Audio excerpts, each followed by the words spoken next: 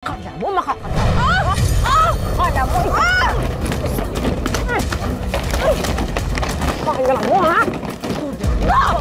Sige.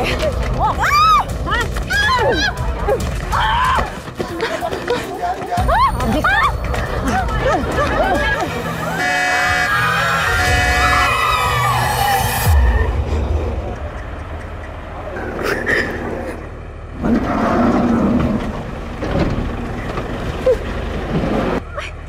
Mayor Fernando!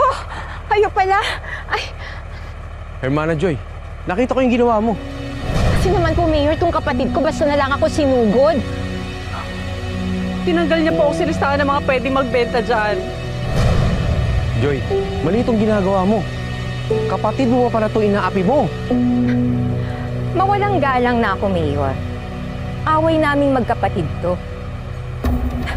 Ipapaalala ko pa ba kung gaano kalaki ang nagastos ko para lang pagandahin ang fiesta ninyo?